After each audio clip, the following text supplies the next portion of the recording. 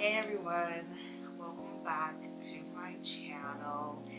I'm recording this pre-activity, or what are we going to call it, pre-plan?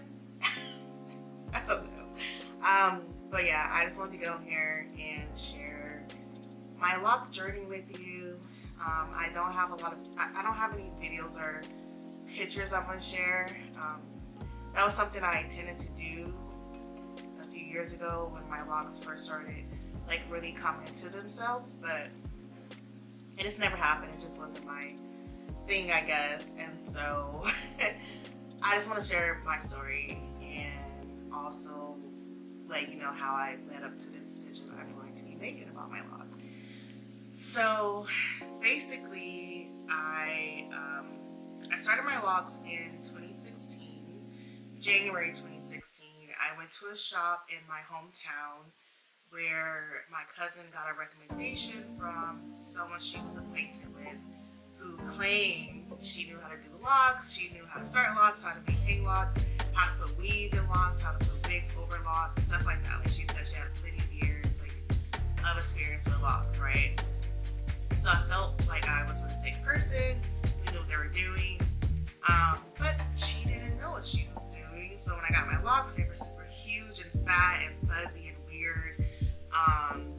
The way she parted it, I guess she just really didn't understand my hair texture, and so the way it was parted, it just wasn't right. So in March of 2016, I went to another hairdresser, and she was just like, I'm gonna do my best I can do, but some of your locs have already started locking a little bit.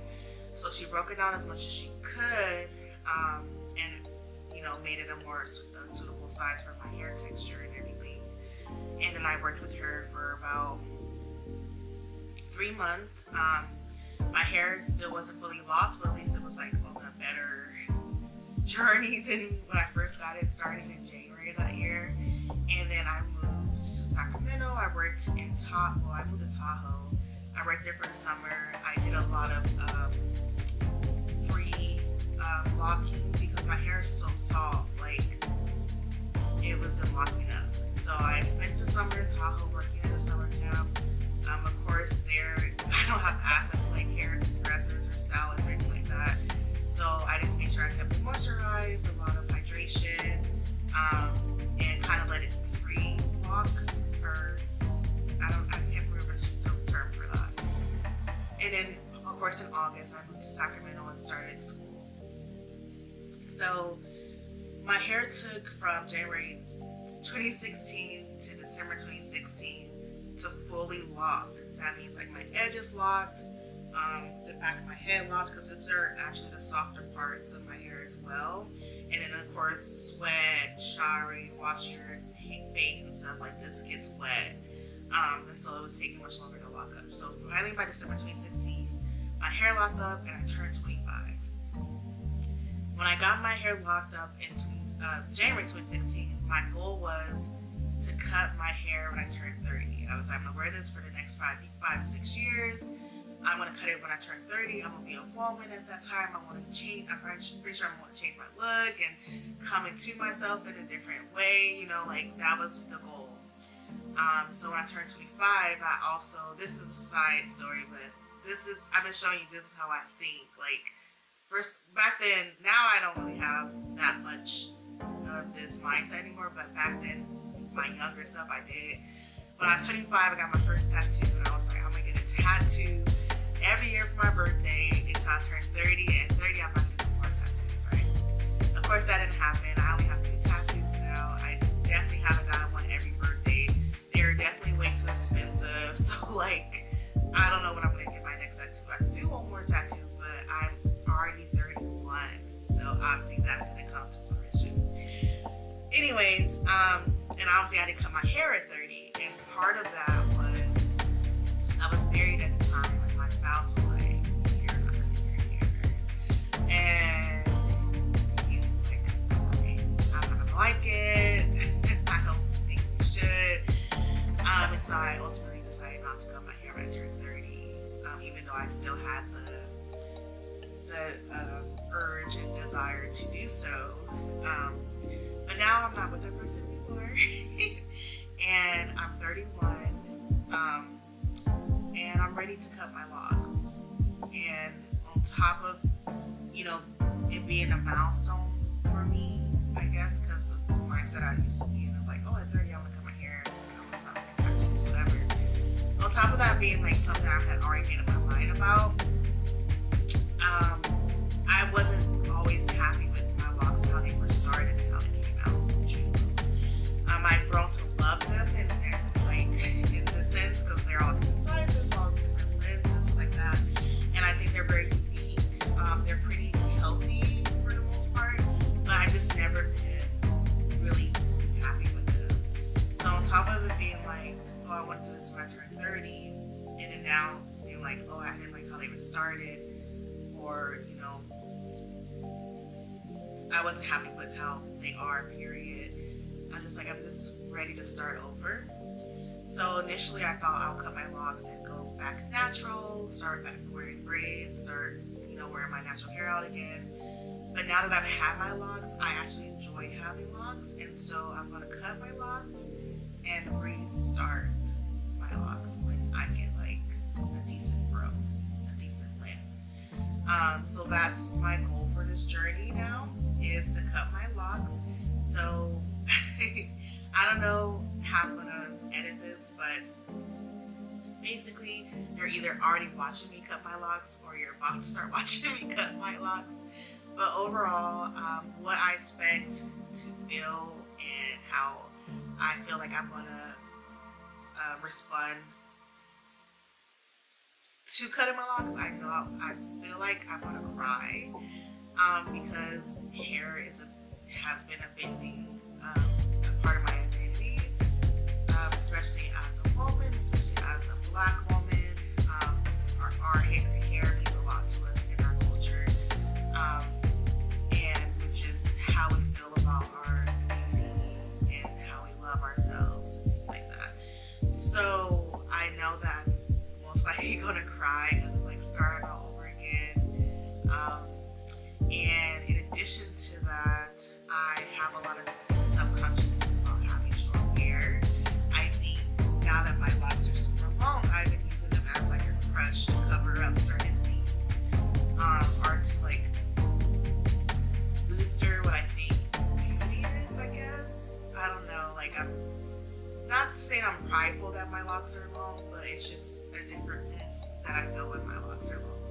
And I don't really like long hair. I don't like that my locks are long. I've been saying for over a year now, since I didn't get to cut it off when I turned 30. I was like, I'm gonna come short, to like find a middle ground. But obviously I never cut them short because I think I grew an attachment to them being long, even though I don't like them being long. Like, they're hot, they're itchy, and they're a lot to manage when I'm styling it and cleaning up to shower, stuff like that. So I don't really care for them long, but I just kept them long. I'm like, oh, it looks pretty long, whatever. But anyways, I feel like I'm gonna be more self-conscious cutting them because I think I'm showing signs of pre-diabetes, and it's showing up in my neck, and so I'm getting these dark marks around my neck, and I won't have hair to cover that up with anymore. Like, I won't be able to like do the whole this, or like wear my hair down and cover up the back of my neck and stuff like that. And I feel like that's gonna be something I have to deal with and transition out of using my hair as a crutch in that way. So I think it's just gonna be overall an emotional task for me. My friend Brittany said she wants to be here when I do it. I don't know if she's gonna be in this video or not, because I don't cut my hair until after I film all this, which can be a few days from now or a few weeks from now after filming this. But overall, I just want y'all to know that I've always had plans to cut my hair.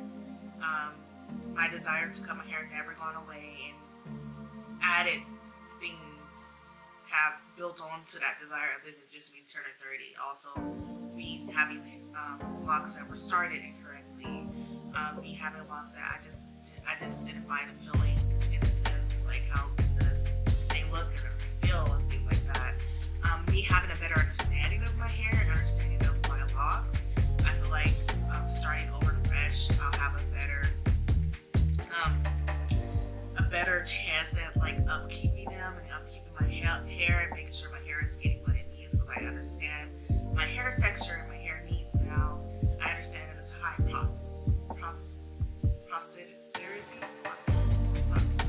I never know how to say that word, but I need a lot of hydration, and I need to use hot water and hot oil treatments. I thought everyone needed hot oil treatments, but apparently I specifically, because my hair type, need hot oil treatments. Like, it's a thing.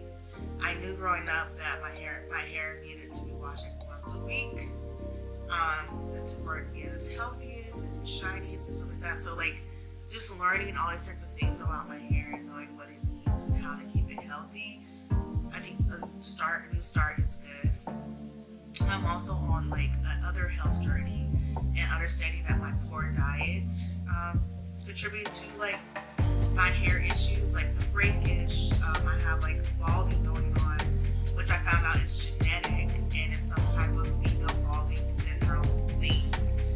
And some of it may have to do with the nerves in my scalp and all the stuff that I learned about my hair that I didn't know before styling it in this way, that I didn't know 6 years ago when I started my locks. I now know today, and I can better take care of my health of my hair, my scalp, and all those things. So understanding that my poor diet, my hormone imbalances, all that stuff contributes towards my hair, and me going into like this very definite health journey. Like, I've always been on a health journey, I've always been on a wellness journey, I've always been trying to manage my weight and manage like preventative things to prevent diabetes, prevent high blood pressure, prevent high cholesterol, all that stuff, right? My cortisol levels and stuff like that. I feel like I'm finally taking it a lot more serious, understanding my age and understanding the signs that are showing up in my skin and my body around like my health deteriorating. I wish I didn't have to start seeing those signs to be serious about it, but as we know, we all have spiritual battles, and that's one of mine. As we know, there's generational curses. I feel like that's one of mine that I deal with in my family. And there's just trauma built into my relationship with food and my relationship with body movement and things like that. And so just having those understanding now and like being more definite and more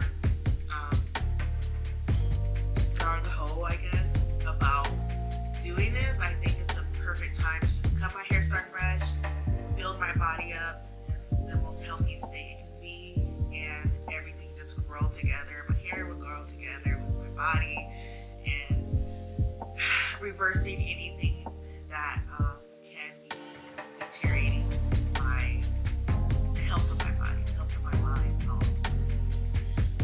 So I just feel like I'm about to go on a very long haul journey. I'm a little anxious about it. I've been trying my best to build up community around holding myself accountable and having that support, but I'm not sure if I've met those people yet. So it's gonna just be me and God right now. I have friends who have similar goals and stuff, but I don't think the severity of it for them is at the same level as mine.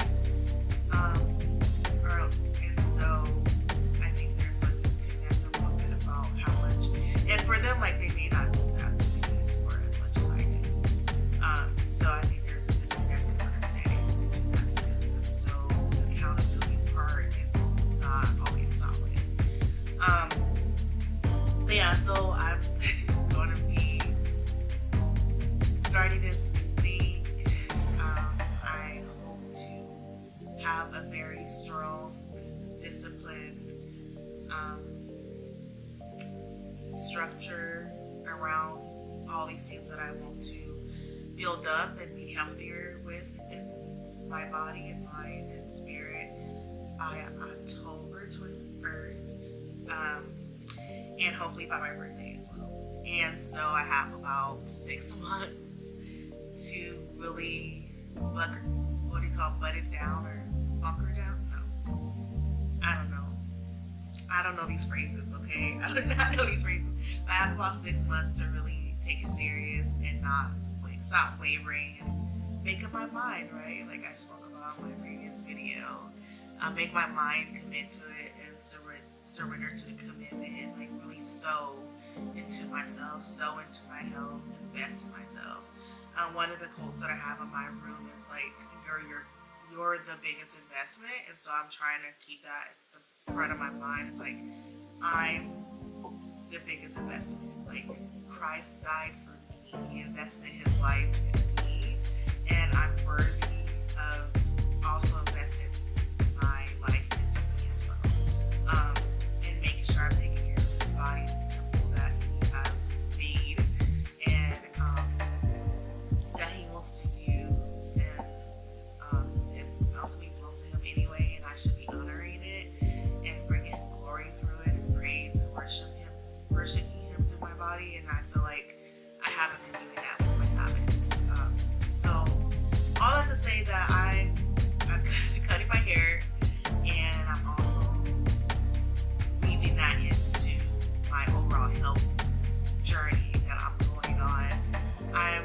I would like to document it and share it on my YouTube, but I'm not sure yet. I'm still very, even though I'm pretty open with sharing, it's different from actually showing. Like, I can talk about it all I want to, but when it comes to like actually showing you the dirty, nasty, gross side of it, I don't know. I get shy, I get nervous, I get anxious. So please bear with me. And yeah, I probably am going to put me cutting my hair over me talking in this video, so it won't be as long. And after I cut my hair, I'll let you know how I'm feeling and what the next steps are.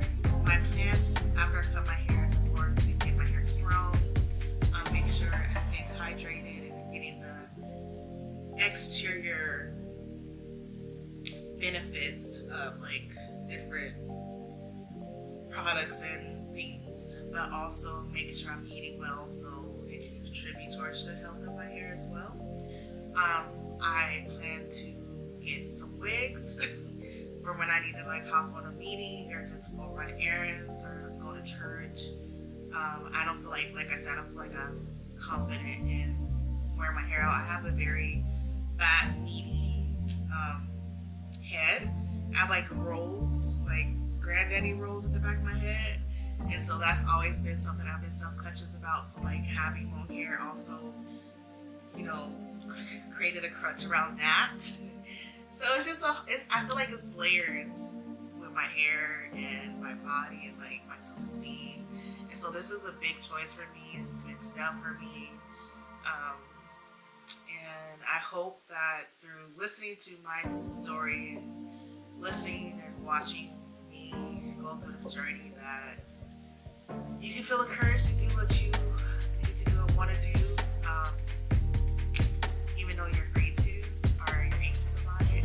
But yeah, thanks for watching. Sorry for all the I didn't know how I was going to say this or how to bring it up. Not bring it up, but like how to get the message across. But yes, I hope that you comment down below about your understanding of like your relationship with your hair, your relationship with your body, your health journey, and like wellness goals that you have for yourself. And like I said, always just like open dialogue about these things, especially when it comes to our appearances and our self-esteem and how we feel confident.